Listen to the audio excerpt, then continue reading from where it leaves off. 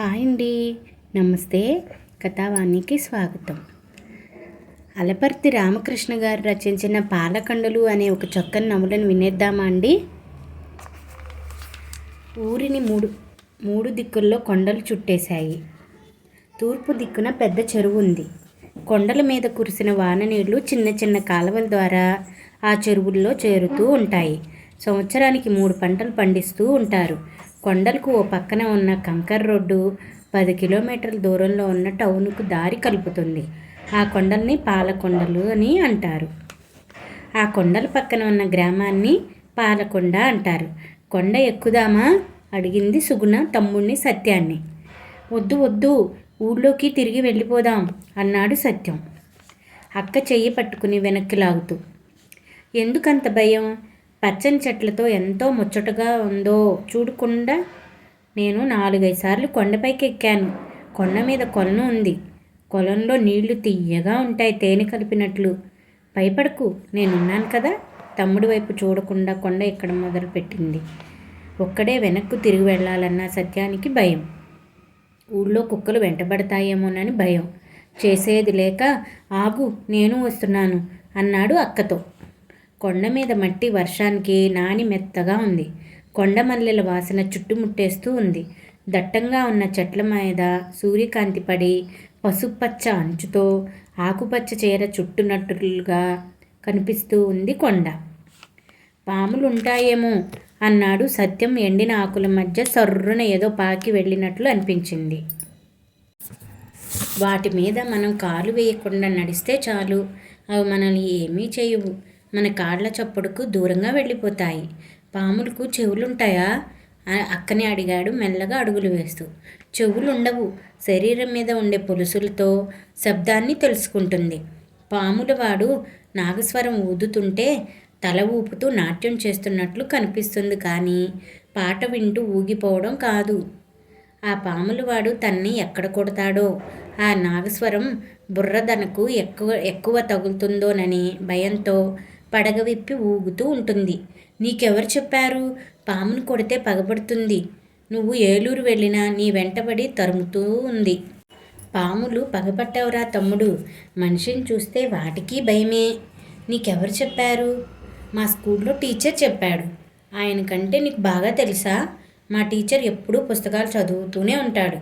ఆయన చేతిలో ఎప్పుడూ పుస్తకం ఉంటుంది అంది సుగుణ కళ్ళు తిప్పుతూ. సత్యానికి కొండ మీద నడవడం కొత్తగా ఉంది. ఊపిరి బిగపెడుతూ నడుస్తున్నాడు. అక్కడక్కడ గోతుల్లో బురద నీళ్లు ఉన్నాయి. కప్పల బెకబెకలు, కీటకాల మోత, చెట్ల మీద పక్షుల రెక్కలు టపటపామని కొట్టుకునే శబ్దాలు వినిపిస్తున్నాయి. ఆ శబ్దాలకే వాడి గుండె అదిరిపోతూ ఉంది. వడివడిగా ముందుకు వెళ్ళిపోతున్న అక్కను చూసి, అక్కా ఆగు అంటూ జారిపోతున్న లాగుని పైకి లాక్కున్నాడు. దూరంగా చెట్టు కింద పడుకున్న అడవి పంది సత్యాన్ని చూసి గుర్రమంది. ఆ శబ్దానికి భయపడి అక్క దగ్గరకు పరిగెత్తాడు. ఆ అడవి పంది పిల్లల్ని పెట్టింది. వాటి దగ్గరకు వెళ్తే ఊరుకోదు. దూరంగా వెళ్ళిపోదాం పదా.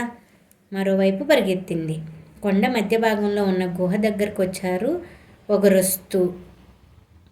కాసేపు అక్కడ నిలబడి ఆయాసం తీర్చుకున్నారు. దాహం వేస్తుందక్క, మంచినీళ్ళు కావాలి అడిగాడు సత్యం. ఇక్కడ మంచినీళ్ళు ఎక్కడ దొరుకుతాయి? పశువులు కాసుకునే వాళ్ళు కనిపిస్తే వాళ్ళని అడిగి తాగుదాంలే. కొండపై దాకా ఎక్కితే అక్కడ నీటి కొలను ఉంది. కొండపై దాకా ఎక్కుదామా? వద్దు వద్దు, తిరిగి వెళ్ళిపోదాం వస్తున్న ఏడుపుని దిగమింగుకుంటూ అరిచాడు సత్యం. గుహలోనికి తొంగి చూసింది సుగుణ. లోపలికి వెళ్ళి చూడాలనిపించింది. 4 అడుగులు వేసింది. గబ్బిలాల వాసన ముక్కు పుటాల్లో దూరింది. ఏదో వికారం మొదలైంది. వాంతి వచ్చినట్లు అనిపించింది. వెనక్కి తిరిగితే తమ్ముడు భయపడ్డావు కదా అంటాడేమో అనుకుని మేకపోతు గాంభీర్యంతో మరో 2 అడుగులు ముందుకు వేసింది. గాజుల శబ్దం, అమ్మాయి నవ్విన శబ్దం వినిపించింది. బాగా పరిచయం ఉన్న అమ్మాయి నవ్వులాగే అనిపించింది. చీకటి గుహలో ఆ అమ్మాయి ఏం చేస్తుంది? చీకట్లో ఎందుకు కూర్చుంది? గుహ బయటకు రావచ్చు కదా. ఎవరు లోపల? ధైర్యం తెచ్చుకుని అడిగింది. ఎవరో తల నిమిరినట్లు అనిపించింది. సన్నజాజుల వాసన చుట్టముట్టేసింది. మళ్ళీ ఆ అమ్మాయి నవ్వినట్లు అనిపించింది. అటువైపే వచ్చిన ఫారెస్ట్ గార్డ్ రాజుకు గుహ ముందు ఎవరో కుర్రాడు నిలబడి ఉండటం చూశాడు. ఎవర్రా ఇక్కడికి ఎందుకు వచ్చావు? గట్టిగా గద్దించాడు రాజు సత్యాన్ని చూసి. సత్యం పెద్దగా ఏడ్చేశాడు. తమ్ముడు ఏడుపు వినిపించి గుహలో నుంచి బయటకు పరిగెత్తుకొచ్చింది సుగుణ. ఆజానుబాహుపు రాజు, 6 అడుగుల పొడవు, కండలు తిరిగిన శరీరం, బుర్ర మీసాలు, గండు మొహం. అతను చూడగానే పాలకొండల్లోనే పిల్లలు బెదిరిపోతారు. నువ్వు చిట్టే కూతురువి కదూ? కొండ మీదకి ఎందుకు వచ్చావు? గుహలోకి ఎందుకు వెళ్ళావు? మొండి పిల్లలా ఉన్నావే. పక్కన పెద్దవాళ్ళు లేకుండా కొండ మీదకి రాకూడదు, అడవిలో తిరగకూడదు. మళ్ళీ కొండ మీద కనిపిస్తే కాళ్ళు విరక్కొడతాను అన్నాడు అతను చేతిలోనే దుడ్డు కర్ర ఊపుతూ. గుహలోపల ఆడపిల్ల నవ్వులు, గాజుల శబ్దం వినిపించింది అంది సుగుణ రాజు వైపు తిరిగి. ఆడపిల్ల గాజుల శబ్దం గుహలో ఎందుకు వినిపిస్తుంది? గాజుల్లేవు, నవ్వుల్లేవు, పండు ఇక్కడి నుంచి అంటూ అరిచాడు. పిల్లలు గదమాయించడం ఎందుకు అనుకున్నాడేమో. మరో క్షణంలోనే సుగుణ తలనిమిరి, పదండి, మీకు తోడుగా ఊరు దాకా నేను వస్తాను అంటూ కొండ దిగడం మొదలుపెట్టాడు వాళ్ళిద్దరి చేతులు పట్టుకొని. దోవలో కనిపించిన జామ చెట్టు దగ్గర ఆగి పండిన కాయలను కోసి పిల్లలిద్దరికీ ఇచ్చాడు. భుజాన తగిలించుకున్న ప్లాస్టిక్ బాటిల్ మూత తీసి వాళ్ళిద్దరికీ మంచినీళ్ళ బాటిల్ మూతలో పోసి ఇచ్చాడు. బాటిల్లో పెద్దగా నీళ్లు లేవు, గొంతు తడుపుకోవడానికి సరిపడా నీళ్లు ఉన్నాయి. సుగుణ చెవులో ఇంకా గుహలో వినిపించిన గాజుల మూతలు, అమ్మాయిల నవ్వులు గింగురుమంటూ ఉన్నాయి. తండ్రిని అడిగితే చంపేస్తాడు. కొండ మీదకు ఎందుకెళ్ళావు? కొండ మీద తిరగడం ఆడపిల్ల లక్షణమేనా? మీ అమ్మ బుద్ధులే నీకు వస్తున్నాయి. గడప దాటి బయటకు వెళ్తే చీరేస్తాను. స్కూల్కి వెళ్ళడం మానేసి వంట పనులు నేర్చుకో అంటూ చింతబరికతో వీపు మీద వాతలు తేలేటట్లు కొడతాడు. కొండ ఎక్కినట్లు మా నాన్నకు చెప్పొద్దు అంది సుగుణ రాజు చేయి పట్టుకొని. అలాగేలే, మళ్ళీ మరోసారి మీరిద్దరు కొండ మీద కనిపిస్తే మీ నాన్నకు చెబుతాను అన్నాడు అతను. మా ఇంటి దగ్గరకు వచ్చేసాం, మీరు వెళ్ళండి అంది సుగుణ రాజుతో. ఇద్దరు తల్లు నిమిరి వెళ్ళిపోయాడు అతను. ఎక్కడికి వెళ్ళారు? మీకోసం మీ నాన్న ఊరంతా గాలిస్తున్నాడు. పిల్లలిద్దరినీ ఇంట్లోకి తీసుకెళ్తూ అన్నాడు బాపయ్య. తాత, అక్క నన్ను కొండ మీదకి తీసుకెళ్ళింది అన్నాడు సత్యం. ఈ సంగతి మీ నాన్నకి తెలిస్తే ఇంకేమన్నా ఉందా? వాడు అసలే రాక్షసుడు. ఏ తప్పు చేయకపోయినా అక్కని చావబాదుతూ ఉంటాడు. నిన్ను కొండ మీదకు తీసుకెళ్ళిందని తెలిస్తే దాని ప్రాణాలు తోడేస్తాడు. నాకు చెప్తే చెప్పావు కానీ మీ నాన్నకు చెప్పకు. గుడికో బడికో వెళ్ళానని చెప్పు అన్నాడు బాపయ్య. ఈరోజు ఆదివారం కదా, బడి ఉండదు, గుడికి వెళ్ళామని చెప్పు తమ్ముడు నాన్నకు తలూపాడు సత్యం. వాడికి 10 ఏళ్ళు ఉంటాయి. 5వ తరగతి ప్రాథమిక పాఠశాలలో చదువుతున్నాడు. సుగుణ వాడికంటే 3 ఏళ్ళు పెద్దది. 8వ తరగతి హై స్కూల్లో ఊళ్ళో లేదు. 4 కిలోమీటర్ల దూరంలో ఉన్న హై స్కూల్కు రోజు నడుచుకుంటూ వెళ్ళి చదువుకుంటూ ఉంది. చదువంటే ప్రాణం. బాగా చదువుకుని పెద్ద ఉద్యోగం చేయాలనే కోరిక ఉంది. తను పాలకొండ గుహలో విన్న గాజుల సవ్వడి, అమ్మాయిల నవ్వులు గుర్చి తాతను అడగాలనుకుంది. తండ్రి వచ్చి తన మాటలు విన్నాడంటే చదువు మాన్పించి ఇంట్లో కూర్చోబెడతాడు. తమ్ముడిని కొండ మీదకు తీసుకెళ్ళానని తెలిస్తే ఊరుకోడు. తమ్ముడంటే తండ్రికి ఇష్టం. వాడిని ఒళ్ళో కూర్చోబెట్టుకుని కొనుక్కొచ్చిన తినుబండారాలను తినిపిస్తూ ఉంటాడు. తను ఎదురుగా నిలబడితే తండ్రికి కంపరం. మొహం చిట్లిచ్చి తిడతాడు కారణం లేకుండానే. తమ్ముడే తండ్రి పెట్టినవి దాచిపెట్టి తనకు ఇస్తూ ఉంటాడు. నాన్నకు నేనంటే ఎందుకంత కోపం? తాతను చాలాసార్లు అడిగింది. వాడంతేలే మూర్ఖుడు, వాడి మాటలు పట్టించుకోకు అని మనవరాలను బుజ్జగిస్తూ ఉంటాడు బాపయ్య. అసలు విషయం ఆయనకు తెలుసు, ఎవరికీ చెప్పుకునే విషయం కాదు. సుగుణ పుత్తడి బొమ్మ, అందంగా మెరిసిపోతూ ఉంటుంది. చిట్టయ్య భార్య అంత అందంగా ఉండదు. అతను అందగాడు కాదు. మరి కూతురు ఎందుకంత అందంగా ఉంది? తనకు తెలియకుండా భార్య ఎవరితోనో కులికి ఆ కూతుర్ని కన్నదని అతని అనుమానం. భార్యను ఎప్పుడూ వేధిస్తూనే ఉండేవాడు. ఇంట్లో నుంచి బయటకు వెళితే గొడ్డును బాదినట్లు బాధేవాడు. అన్నీ అతను చెప్పినట్లు చెయ్యాలి. ఎక్కడన్నా పొరపాటు జరిగితే చెప్పింది ఆమె చేయకపోతే ఆ రోజు నరకం చూడాల్సిందే. అట్ల కాడ కాల్చి వాతలు పెట్టేవాడు జలజాక్షిని. ఆ బాధలు పడలేక 8 ఏళ్ల కిందట ఇల్లు విడిచి వెళ్ళిపోయింది. ఎక్కడికి వెళ్ళిందో ఏమైపోయిందో ఎవ్వరికీ తెలియదు. జలజాక్షి ఎవరితోనో లేచిపోయిందని చిట్టయ్య పుకారు లేవదీశాడు. మామగారు మాత్రం కోడలు ఆత్మహత్య చేసుకుందేమోనని చుట్టుప్రక్కల బావులు చెరువులు వెతికాడు. ఆమె జాడ తెలియలేదు. ఆమె అన్న దగ్గరలో ఉన్న టౌన్లో ఉంటాడు. అన్న దగ్గరకు వెళ్ళిందేమోనని ఆ ఊరు వెళ్ళి వచ్చాడు. అక్కడ ఆమె లేదు. ఎక్కడ ఉందో ఏమిటో, అసలు ఉందో లేదో ఆ విషయాలు పిల్లలకి ఎలా చెప్తాడు? చిట్టి ఇంటికి తిరిగి వచ్చాడు.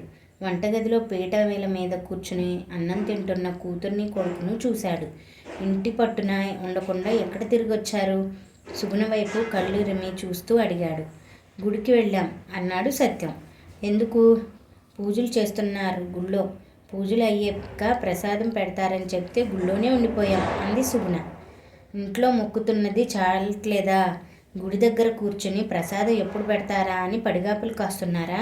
నువ్వు బలాదూరుగా తిరగడమే కాకుండా తమ్ముడిని కూడా చెడగొడుతున్నావా అంటూ సుగుణ తల మీద గట్టిగా మొట్టికాయ వేశాడు.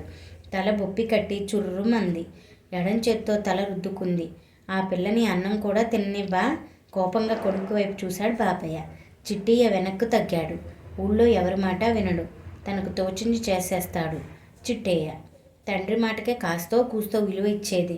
పెద్దవాడివి, ఇంట్లో పనులన్నీ నువ్వే చేస్తున్నావు. ఇంట్లో ఉండి వంట పనిలో నీకు సాయం చేయొచ్చు కదా. నీ మనవరాలు ఇంట్లో ఉండి, అమ్మ ఇంట్లో ఉంటే వంట పని అంతా చేసేది కదా. ఆ అమ్మని ఇంట్లో నుంచి ఎందుకు పంపించేశావు అడిగాడు సత్యం. కొడుకు మాటలకు నవ్వుకున్నాడు. వాడి పక్కన కూర్చుని బుగ్గలు నిమిరాడు. మీ అమ్మ ఇంట్లో ఉంటే అన్నంలో విషం కలిపి ఎప్పుడో నన్ను చంపేసేది. మీ తాతది అమృతహస్తం, ఏది వండినా అమృతంలా ఉంటుంది. అమ్మను మర్చిపో, అమ్మ సంగతులు మాట్లాడుకు అన్నాడు చిట్టయ్య. జేబులో నుంచి మిఠాయి పొట్లం సత్యంకి ఇచ్చాడు. అన్నం తిన్నాక మంచం మీద చేరి గురకబెట్టి నిద్రపోతున్నాడు చిట్టయ్య. మిఠాయి పొట్లంతో అక్కపక్కన చేరాడు సత్యం. ఇద్దరం తిందాం. నాకొద్దు, ఇప్పుడే అన్నం తిన్నాం కదా అంది సుగుణ. సగం తిని సగం రేపటికి దాచిపెట్టుకుందాం. మనవడిని చూసి మురిసిపోయాడు. తండ్రి పోలికలు వచ్చాయి కానీ వాడి గుణాలు ఒక్కటి మనవడికి రాలేదని సంతోషపడ్డాడు. అక్కకు పెట్టకుండా ఏదీ తినడు. వాళ్ళిద్దరి మధ్య అనురాగ బంధం కలకాలం ఉండాలని అనుకున్నాడు. తాత మంచం మీద చెరో పక్క చేరారు. అప్పుడే పాలకొండ గుహలో తను విన్న సవ్వడులు గురించి తాతను అడగాలనుకుంది. తాత, మధ్యాహ్నం నేను తమ్ముడు మన ఊరిని ఆనుకుని ఉన్న పాలకొండ ఎక్కాం. మాకు అక్కడ చీకటి గుహ కనిపించింది. ఆ గుహలో ఏముందో చూడాలనిపించి 4 అడుగులు ముందుకేశాను. తమ్ముడికి భయం వేసి గుహ బయటే ఉండిపోయాడు. నాకు గుహలోంచి గాజులు సరిచేసుకుంటున్నట్లుగా సవ్వడి వినిపించింది. ఎవరో అమ్మాయి నవ్వుతున్నట్లుగా అనిపించింది. ఆ అమ్మాయిని చూడాలనిపించింది. నిజంగా ఆ గుహలో అమ్మాయి ఉందా? కొండ మీద అడవిని కాపలా కాసే రాజు కనిపించాడు. అతన్ని అడిగితే గాజుల్లేవు, అమ్మాయి లేదు, పొండిక్కడి నుంచి అని గదమాయించాడు. ఆ అమ్మాయి నాకు కనిపించలేదు కానీ నన్ను చూస్తూ నవ్వినట్లు అనిపించింది తాత చెప్పుకుపోయింది సుగుణ. 2 నిమిషాలు ఆలోచనలో పడ్డాడు బాపయ్య.